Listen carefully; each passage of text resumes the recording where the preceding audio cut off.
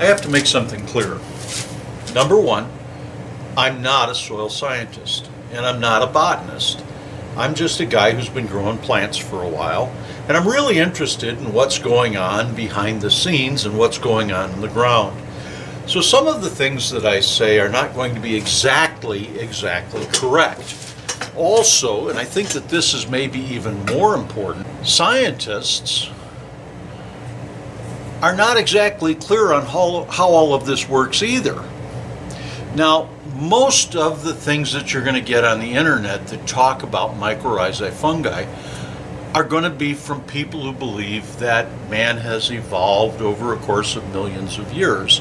And they're going to talk about a formation of mycorrhizae fungi that mated with some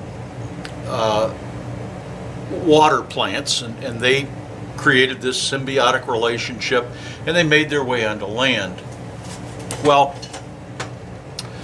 I disagree with that. I start with an entirely different premise.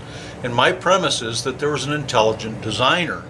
Now, I know right now that may not be the most popular belief structure among earth scientists, but you know, it used to be.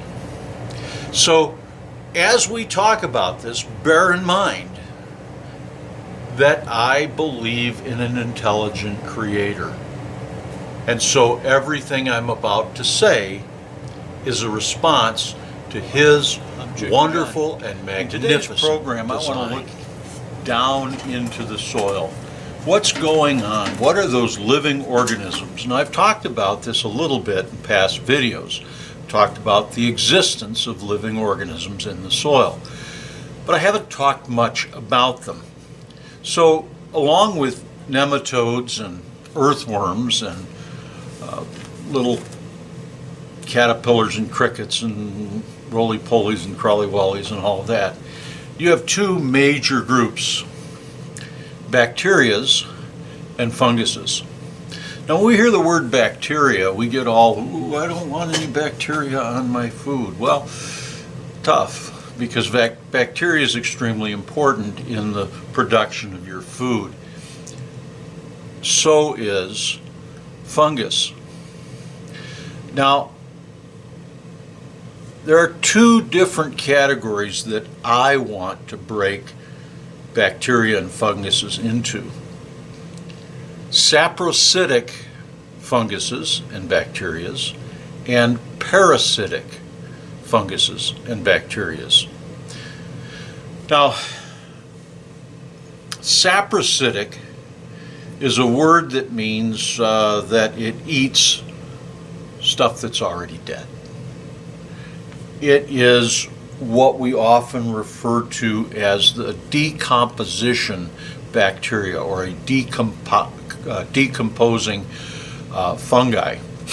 And we want these things. We want them in our mulch piles. We want them in our gardens, because they'll take the big stuff and they'll break it down into little stuff. And then those little things can be consumed by our plants. We're not going to talk about bacteria today. We're going to talk about fungi. Now, fungi exist everywhere, and I literally mean everywhere. Everywhere on Earth, you'll have fungi. Well, all the dry land. Fungi is the largest of the kingdom of life. Now, I don't mean that it's got the most varieties. There's probably only about 100 funguses, although I believe we're learning every day. So although there's only around 100 identified different funguses, the volume of fungus is enormous. We're only going to talk about one small category of funguses. We're going to talk about mycorrhizal fungi. You've probably heard that term, mycorrhizal, before. And by the way, you don't need to say mycorrhizal fungi. You just say mycorrhizae. The reason you don't have to use the word fungus is because myco means fungus. Streptomycin has that MYC in the middle of the word, and would it surprise you to know that streptomycin is made of a fungus? There are, as I said, there are many different kinds of funguses. Mushrooms are a form of fungus that we're very familiar with. But mushrooms are a specific type of fungus, and there's some things that are peculiar to mushrooms that don't really apply to mycorrhizae. And actually, if you wanted to pronounce mycorrhizae correctly, it would actually be mycorrhizae, but nobody pronounces it that way at all, so we're not going to. So what is mycorrhizal fungi? Mycorrhizal fungi, myco means fungus, so we can just call it mycorrhizae. And rhizae refers to root. It's the Latin word for roots. And so the rhizae is the root of the fungus. These mycorrhizae fungi can't move. That's the unique part of the animal kingdom. Animals are really, and I'd have to think through that a little bit more. Some of the one-celled animals in the Monera kingdom can move, but really it's the animal kingdom that has movement. The plant kingdom and the fungi kingdom, there is no real movement of fungi.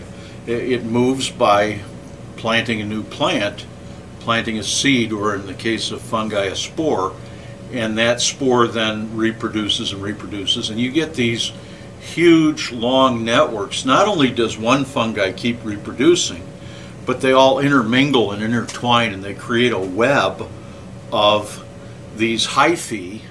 Well, what they do is they reproduce through spores, and then those, let's call them baby fungi, stay attached to the parent fungi. You can't call it the mother or the father because they're asexual.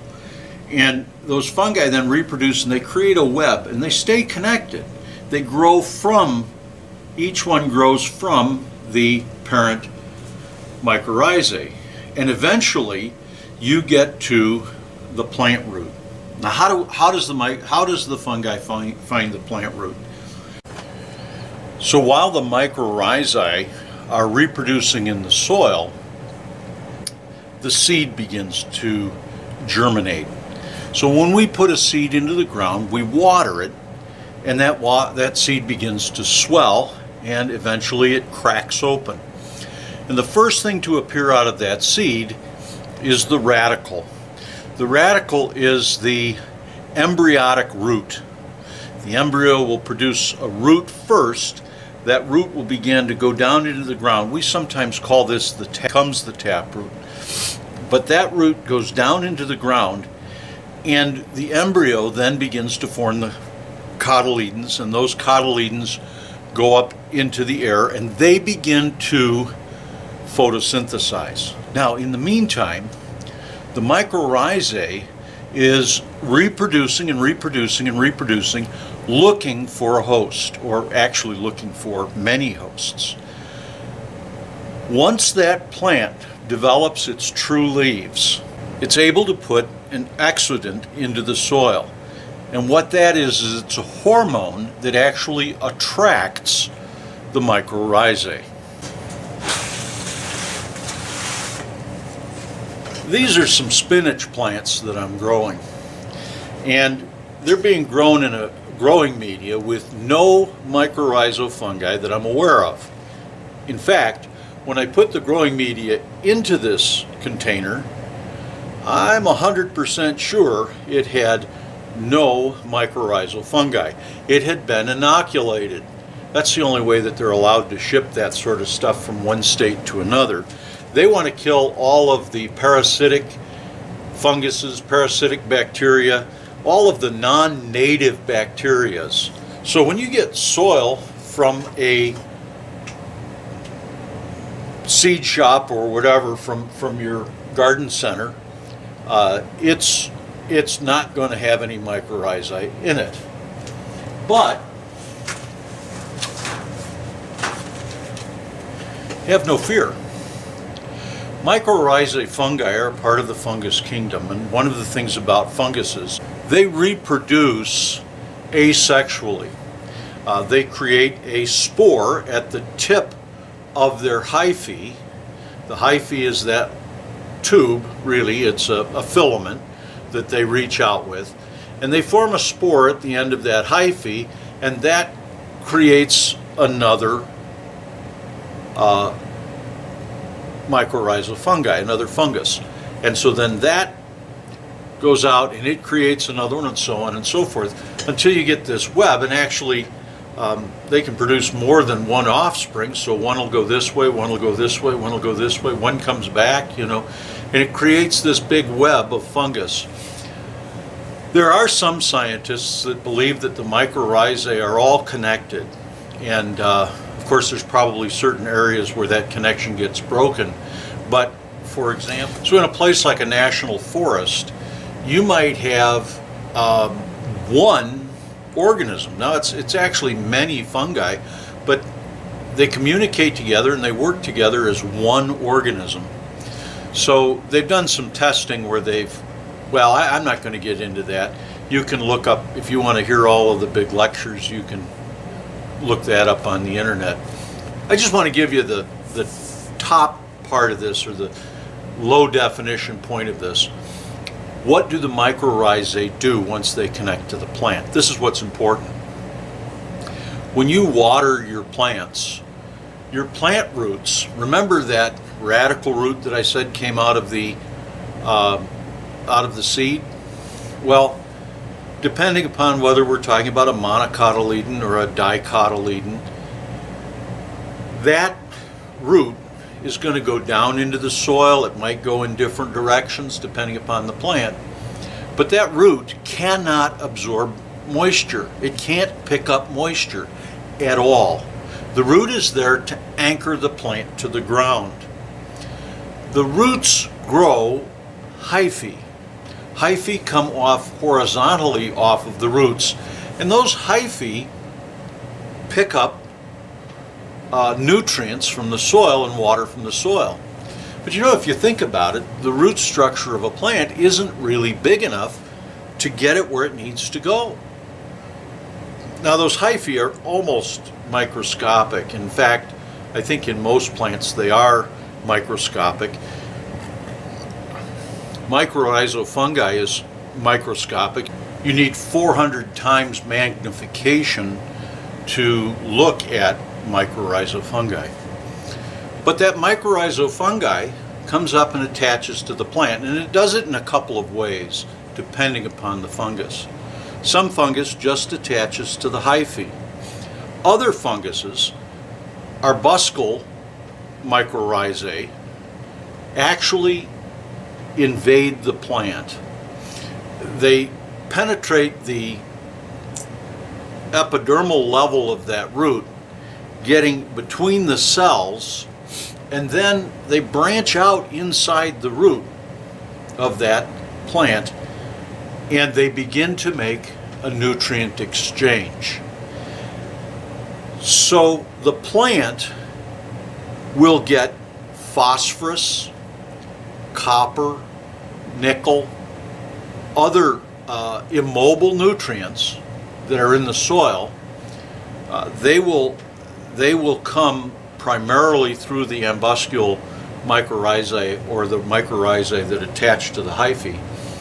Now the hyphae on a plant, the hyphae generally ends to be about 2 inches long, whereas mycorrhizae fungi are about 6 to 8 inches long, their hyphae, and they can reproduce and extend their influence or their reach into the soil.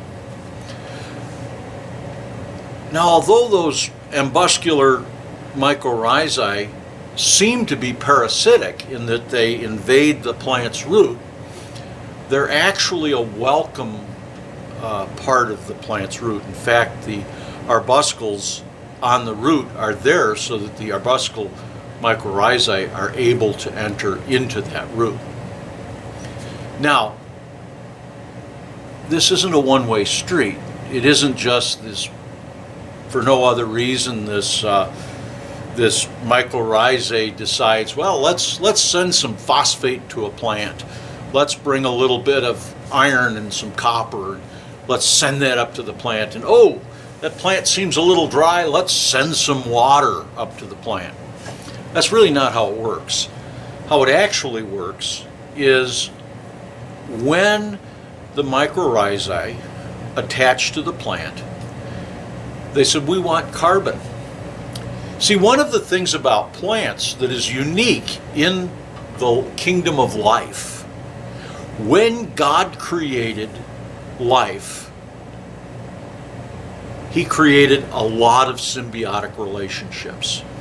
He said man is not going to be able to exist on his own. He needs to exist with really every other part of the kingdom of life is important. Bacteria keeps us alive. It works in our stomach to digest our food. And I'm not going to get into all of that. But when God created all of this, one of the roles of plants was to create food. Animals don't create food. You may say, well, that's not true because I had a steak last night and an animal created it. Well, that's true, but the animal didn't create the things necessary to create the food. That was photosynthesis. Photosynthesis created the calories, the sugars, and without that, nothing could exist, nothing could live. Plants are unique in that photosynthetic process. Mushrooms can't photosynthesize, and so they're getting their food through this symbiosis with plants and with breaking down deteriorating formerly living things, or what we might call organic matter. Let's get back to the plants though.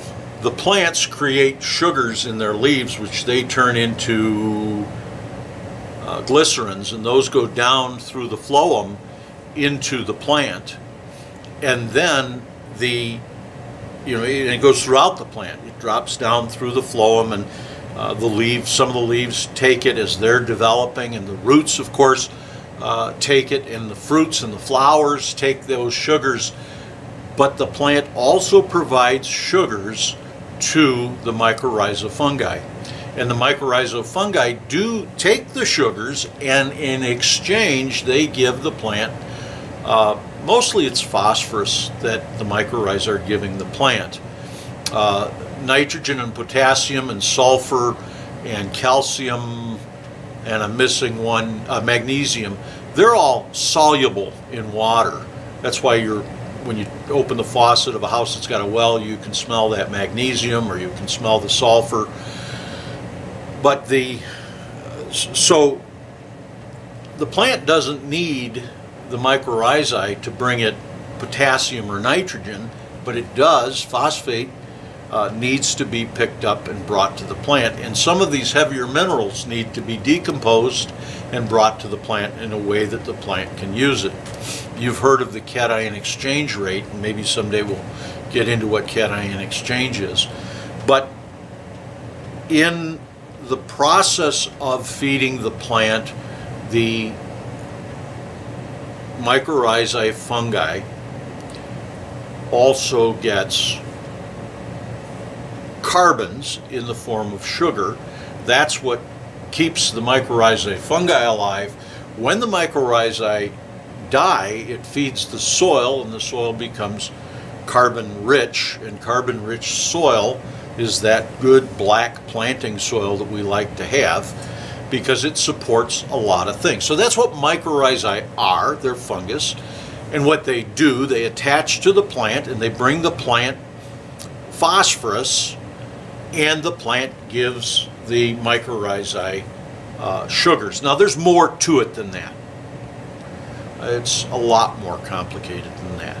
But for us, we just need to know the plant feeds the mycorrhizae feeds the plant. So, do we need it? Well, no, actually you don't. You do not need mycorrhizae to grow plants. Not all plants require mycorrhizae, and that's in part because some plants are able to get phosphorus on their own, and other plants really don't need phosphorus or need very little. But you're not going to grow onions without mycorrhizae, and you're not going to grow corn without mycorrhizae, and you're not going to grow tomatoes or peppers. I could go on. You're not even going to have grass in your lawn without mycorrhizae. So, what plants can you grow without it? Well, really anything in the Brassica family will grow without mycorrhizae. And I think, well, mustards are, I don't know, are mustards Brassicas? Somebody put something down in the comment to let me know. So do you need it?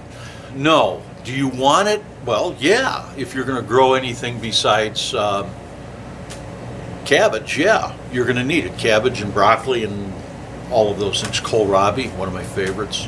Kale. If you're going to grow anything else, you absolutely have to have it. And just pine trees and evergreens, they absolutely need the mycorrhizae in the ground. So how are you going to get it there? What if you don't have any? How are you going to get it? Well, if you're a new gardener, you may be tempted to go over to the garden shop and pick up some Mycorrhizae fungi and add that to your soil and say, well, I'm amending my soil with mycorrhizae, and that's going to be the trick. And I'm going to tell you that that's probably, not always, but probably a waste of money. One of the things that happens with amendments is that we as gardeners think a little is good, a lot is better. We also often think, well, if it's good for the goose, it's good for the gander, and that kind of thinking is what gets us to spend all kinds of money and get very few real benefits. So, what do you do? Well, first of all, understand that the mycorrhizae is there. In fact, if I never told you about it, it would still be there doing its job. But there are some ways that we can destroy or at least impede the mycorrhizae in our soil. And one of the things is tillage. Now, I'm guilty of tillage. I plowed my fields this year, and I'll probably plow them every year for a while. And I disturb that mycorrhizae web. I break those mycorrhizae that have connected together. I break them down. I probably destroy a good deal of mycorrhizae when I plow. And when I till, I probably destroy some mycorrhizae. So plowing is one way. So why do I do it? Well, maybe you'll understand when you understand the next two bad things that happen to mycorrhizae. So if you've got poorly drained soil, and one of the problems with having a lot of organic material in your soil, and I know I'm going to get, I should get comments about this in the comment section. People will disagree with me, but if you've got a kind of a muck soil that doesn't drain well because you've got a lot of dead organic material in the soil, and you're a kind of a low area, so you get a lot of rainfall and flooding and puddling, no matter what you do, I mean, the main thing is to try to drain that soil, and we've been working on that for a number of years. But if your soil gets flooded, the mycorrhizae will die in that area, and that's why not a lot of stuff grows in an area the year after it flooded. I don't, maybe you've observed this. You've had an area where maybe the creek flooded or the river flooded or whatever, and that area took several years to come back. And the reason is that the mycorrhizae and the bacteria were suffocated. So if you've got a wet land and you're trying to increase drainage in that land, plowing, subsoiling are two things that you absolutely have to do. And if you plow, you have to till, because you have to take that ground from the large chunks that the plowing creates. Now, I believe that what I'm doing is I'm taking a ground that is heavily compacted, not well aerated, and it's heavily compacted and not well aerated because of something that's happened to it. Okay, not because I haven't been putting organic material on the soil and using no-till practices that cause that soil to be well structured. I've had things outside of my control, like major flooding. And so I need to replow, I need to get that structure back into the soil that was compacted out of it. All right, I probably went on too much about that. The things you can do to promote mycorrhizae production in your soil is don't move it around. So the opposite of what I just said. Keep it dry and well drained, and maybe the most important, put some roots in the ground. This is why after I plow, after I till in the fall, I plant a cover crop. And that cover crop can be anything from, well, legumes are good. Any kind of legume like a clay pea or a cowpea will set nitrogen in the ground. And so depending upon what you're planting there next year, that might be a good idea. Buckwheat is good because buckwheat will, it grows quickly and it grows in thick. If you seed it heavily, you'll choke out a lot of the weeds and you won't have a lot of those weeds coming back next year. That's really good for perennial and biennial weeds. If you choke them out, they're not coming back. It's not going to do much for the weed seed bank. That's still going to be there, but maybe it'll choke out some.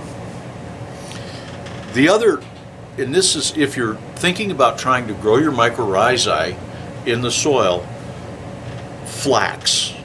Flax, for some reason, attracts more mycorrhizae than anything else.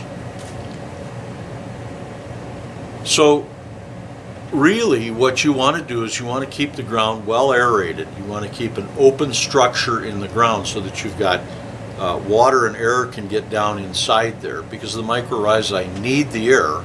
They're not going to get the air from the plants. They need to get the oxygen through the ground, through the fissures and cracks in the ground. You want to make sure that the ground is not heavily compacted, because the mycorrhizae can't get through clay soil. It can't get through a heavily compacted soil. And then you want to give the mycorrhizae a reason to be there. So plant a lot of plants, get a lot of roots into the soil. Now, you're not going to control weeds by killing mycorrhizae in areas where you don't want weeds and letting the mycorrhizae live in your beds. It doesn't work that way. Mycorrhizae are going to grow, and they're going to grow quickly. This is why, unless you're planting in a raised bed inside of a hoop house or greenhouse or inside your home, mycorrhizae are going to come along pretty quickly. There are spores of Mycorrhizae fungi all over the place. Those spores get redistributed and they reproduce and reproduce and reproduce. I don't know what the life cycle is of a mycorrhizae. I might look that up, but they grow quickly. So what should you do in your home garden?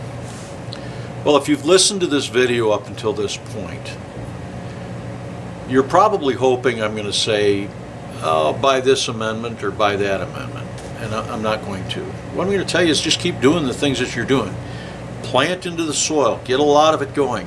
But now maybe you understand what's going on in the soil.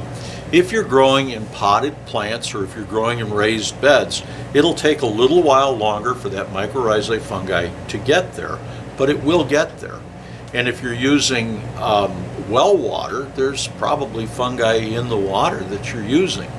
And in raised beds, what you may want to do is mix a little bit of native soil into the ground. Now, you run the risk of bringing disease and bacteria into the raised beds, but if you've got ground that doesn't, you're not getting disease, you don't have bacteria, and you put that into your raised beds, you should be fine. Well, I hope some of this maybe made a little bit of sense. I'm going to go edit it. I'm probably going to have to make some amendments as I go through it, but I hope that maybe I've passed on a little bit of information that helps you understand what's going on down in the soil. I'm Chicken Johnny, Mitzer Shem. I'll see you again. Eat your vegetables. Hey, Merry Christmas. I know people will be watching this a long time after, but today's the day after Christmas. So hit that subscribe button, hit the like button, and have a great day.